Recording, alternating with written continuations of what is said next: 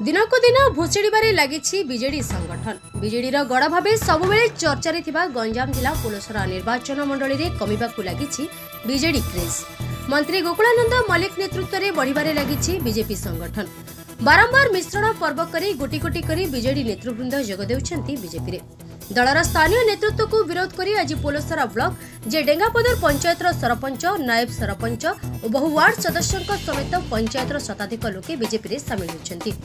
जे डेंगापदर ग्राम में आज आयोजित बीजेपी मिश्रण पर्व में स्थानीय विधायक तथा मंत्री गोकुलानंद मल्लिक, बीजेपी जिला युव मोर्चा सभापति दीपक कुमार प्रधान, जिला उपसभापति प्रभाकर पंडा उपस्थिति में उत्तरीय दी दल में सामिल करथिले।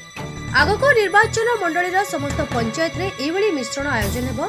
लोके बीजेडी छाड़ी बीजेपी रे सामिल हेबा पई आग्रही थिबा कहछंती मंत्री गोकुलानंद मल्लिक। आज पोलसरा निर्वाचन मंडली पोलसरा ब्लॉक रो जे डेंगापदर पंचायत रो आमर सरपंच एवं विभिन्न आमर जे सरपंच पीताम्बर बेहेरा एवं तंकर समस्त वार्ड सभ्य एवं आमर जे एठर वरिष्ठ नेतृत्व नौथिले जे डेंगापदर कृष्ण जेना एवं तंकर सहयोगी माने आज संपूर्ण भाव पूरा विधिवत भाव भारतीय जनता पार्टी रे जोग देइचंती। बीजेडी को परित्याग करिकरी नरेंद्र नीति आदर्श रे अनुप्राणित होई आमर विकास धारा रे अनुप्राणित होई एवं गत सरकार रो दुर्नीति भ्रष्टाचार गत नेतृत्व रे असंतुष्ट होई आज समस्त एठी पोलसरा निर्वाचन मंडली सबु पंचायत रे मिश्रण हम